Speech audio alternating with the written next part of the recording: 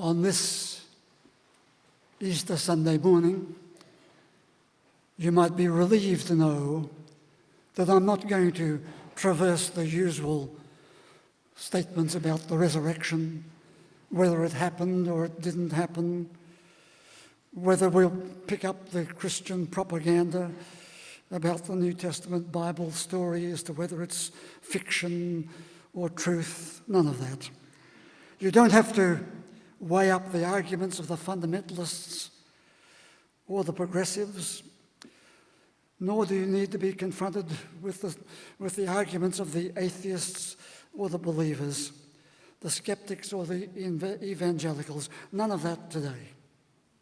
Rather would you pause just for a moment and consider how this strange story of Easter Day has affected millions of people over the last 2,000 years. Pause for a moment and wonder how this story has influenced music and poetry, architecture, psychology, so many aspects of our life. Pause for a moment and consider how this story has affected the thinking, the emotions, the behavior of people in countries and cultures around the world. More than that, would you pause and note that quite apart from all the arguments and the uncertainties of the story, would you put aside all the violence and the pain of the crucifixion story and all the unbelievable aspects of the resurrection story and recall for a few moments how people of his time, as they made contact with him, were amazed? That word occurs or is implied in every one of the Gospels. They were amazed. And if you have never had the experience of being amazed, I think you've missed out on one of life's great moments. So today, let us embrace the moment. I believe everyone can open themselves to this experience of being amazed. It is one of those experiences everyone can have, never too late, never too old, never too busy, never too far. If you only pause for a moment to study the psychology of amazement, though rarely do people do that, you can see that amazement changes your view of things, changes your mood, changes your emotions, changes your worldview. Wouldn't you think we should study it more often? I've read this story to you several times over the years. Before the discovery of Australia, people of the old world, so-called, at that time, thought that all swans were white. But then someone saw something, a swan, and it was black. One single observation invalidated a belief held for years, based on sightings of millions of white swans. One black swan caused us to stand back and say the word. That's amazing. Amazing. Back in 1816, a man invented a small instrument that I would expect every person here today has known its amazing benefits. Probably we've never heard the name of the inventor of this instrument.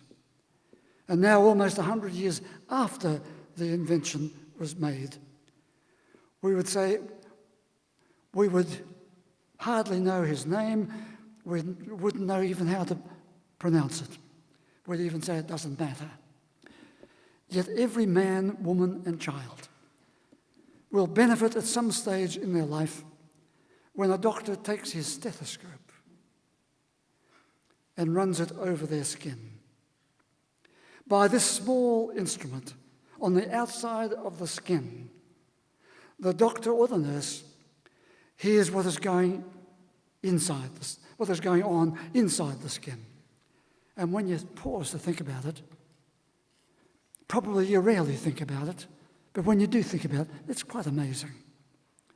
It opens up a new view of what is going on inside you. It says, let us listen to your heartbeat. Let us listen to the vital breath of your body. Are you alive? Fully alive? D.H. Lawrence gave us many amazing words, but listen to these. The only reason for living, he said, is being fully alive. To be alive, you've got to feel a generous flow. The world is waiting for a new great movement of generosity. And when you see some signs of that happening, join in the amazement. The theologian Paul Tillich told us to stop trying to force things to happen. He said, let a wave of light break into those dark moments. Hear a voice saying, he said, hear this voice saying, you are accepted. Accepted by that which is greater than you. Do not try to do anything. Perhaps later you will do much. Do not seek for anything. Do not perform anything. Do not intend anything. Simply accept the fact that you are accepted. If that happens to you, you experience grace, a moment of grace. And after such an experience, you may not be better than before. You may not believe more than before, but everything is transformed. It becomes part of the discovery of something new about yourself and about your relationships with the world, and you will be amazed on this Easter Sunday. As I use that word, amazed, how can I go one word further without mentioning the great Resurrection Symphony of Gustav Mahler? Out of his personal grief, out of his many anxieties, out of his different views of life's traumas and life's faith, he wrote his second symphony with its resounding creative cosmology. And he said, this is what he said, listen to the roll of the drums and your hair will stand on end. The increasing tension working up to the final climax is so tremendous that I don't know myself how I ever came to write it. That's what he said. He found a way to control his sadness, to contain his anxiety. And as he did, the second symphony took on a power of its own. We can be amazed that he was such an emotionally wounded person, and that he could write such complex and triumphant music and have such a penetrating impact on generations of people to come. Norman Lebrecht wrote his book on Mahler, and he called the book How 1 Man and 10 Symphonies Changed the World. And in that great chorus of the second symphony, Mahler himself wrote, "Oh, believe that you were not born in vain, nor have you lived and suffered in vain. Tremble no longer, prepare to live." Now, of course, not everyone will like Mahler's music, but all of us can respond to that sense of amazement when, out of our own dark moments, we can find a few moments, just one moment, of transformation. Oliver Sacks author of many books, professor of neurology at Albert Einstein College of Medicine in America. He marveled at the behavior of the horseshoe crab, of all things. Oliver Sacks lives on City Island, New York. It is surrounded, he says, by the brilliant transient artifacts of man. And yet, each June, without fail, horseshoe crabs in all their numbers come up from the sea, crawl onto the beach, mate, deposit their eggs, and then slowly swim away again. He says they have crawled up to these shores and mated every summer, as their ancestors have done, for more than 4 million years. Isn't that amazing? We don't need to go into the religious aspect of the new birth, of the resurrection. We can take a secular approach to the whole resurrection story, and it is amazing. Oliver Sacks says, the sense of deep time brings a deep peace with it, a detachment from our turmoil and the urgency of daily life. Not all of us, of course, will have the opportunity to see such sights, but we have our sights, and we can see they can be gifts for us. Amazing. We all have the amazing gift of imagination. Sometimes we block it. I've sometimes read to you the poems of Wisława Szymborska. She was born in Western Poland and lived quite close to Auschwitz. She was a Nobel Prize winner for her poetry in 1996. And in her acceptance speech for the Nobel Prize, she said this. She said, I sometimes dream of situations that cannot possibly happen. I audaciously imagine, for example, how I get a chance to talk with Ecclesiastes. Now let me put in an aside there. Ecclesiastes is that preacher, that poet of many laments and rejoicing recorded in our Old Testament, the book of Ecclesiastes. So she says, she imagines meeting Ecclesiastes. He said more than once, there is nothing new under the sun. Well, Szymborska said, I would bow very deeply before him because he is, after all, one of the greatest poets of all time. And that done, I would then grab his hand and I'd say, there's nothing new under the sun. That's what you wrote, Ecclesiastes. But you yourself were born new under the sun. And the poem you created is also new under the sun, since no one else wrote it before you wrote it. And all your readers are new under the sun, since those who lived before you couldn't have read your poem. In your earlier work, you mentioned joy. So what if it's fleeting, as you said? So maybe your new book, Under the Sun, will be about joy. Do you have the drafts finished? I doubt if you will say, I've written everything down already. I've got nothing else to say. There's nothing new under the sun. There's no poet in the world, she said, who can say this, and least of all, the great poet like yourself. And here we all are, she said. Here we all are in this measureless theatre to which we've got reserved tickets, but tickets whose lifespan is laughably short, bounded by 2 arbitrary dates. And whatever else you might think of this world in that short time you have, it is surely amazing. Eric Kandel, also a Nobel Prize winner, wrote this book, The Age of Insight.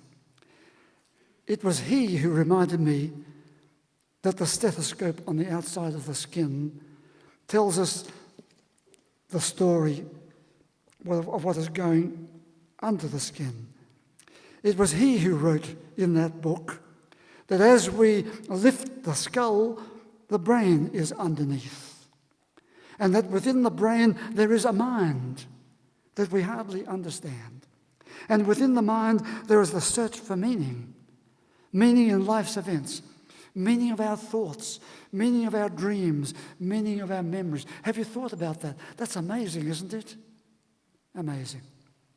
He began the book, chapter 1, with his story of that famous painting of Gustav Klimt, the exotically clad woman, Adele Bloch-Bauer, a painting that in 2006 was bought for $136 million. One single painting, surely more than a painting.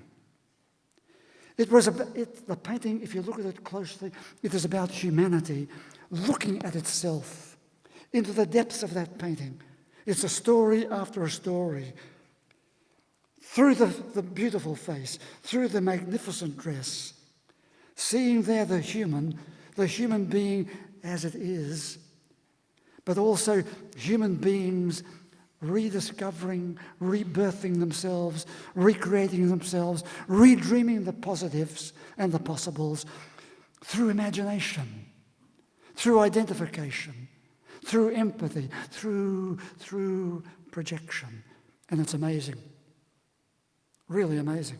On this Easter Sunday, we have split away from the threadbare arguments regarding the resurrection legend to take us into the existential exploration of the human experience of amazement. It can be a religious experience or a secular experience, but it's a resurrection experience. Whenever we are amazed in a positive, transformative way, we are participants in our own resurrection of our emotional life, of the renewal of our inner spirit, of our existential awakening, of our psychological expansive awareness of the horizons, the vast horizons of human experience. It was Jeanette Turner Hospital, the author who wrote this. She said it is one thing to recognize amazement in retrospect. It is another more vibrant thing altogether to recognize it while you hold it in your own cupped hands. Our task, our hope, our challenge is to keep the sense of amazement alive in our experience, in our imagination, in our spirituality, in our life of relationships, in our creativity, in our sense of wonder. I like that little poem, A Song of a Child, written by the child.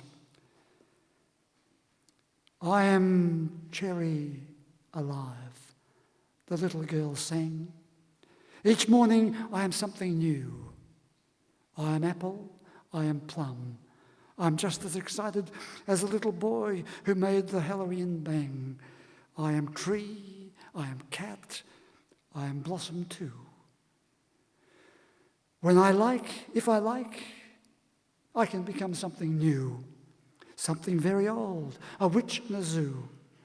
I can be something else whenever I think who.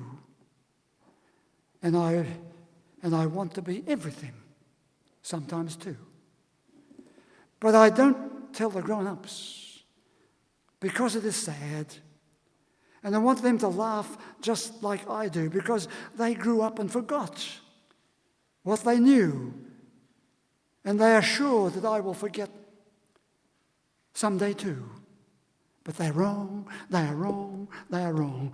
When I sang my song, I knew. I am red, I am gold, I am green, I am blue. I will always be me. I will always be new.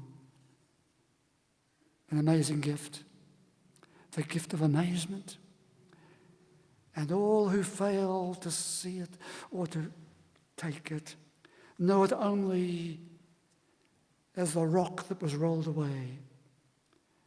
But all who have caught something of it, something of that exuberant moment of amazement, can be embraced by a new faith in life, a new faith in yourself, a new faith in the future, a new faith in what humans are possible.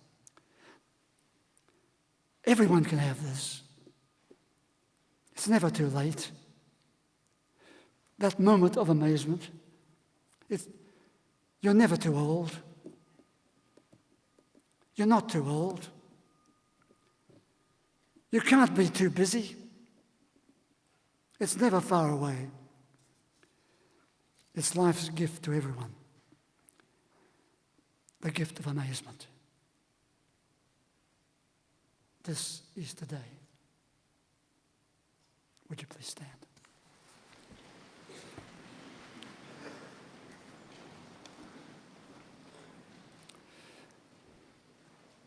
Would you pause for the blessing on this Easter morning?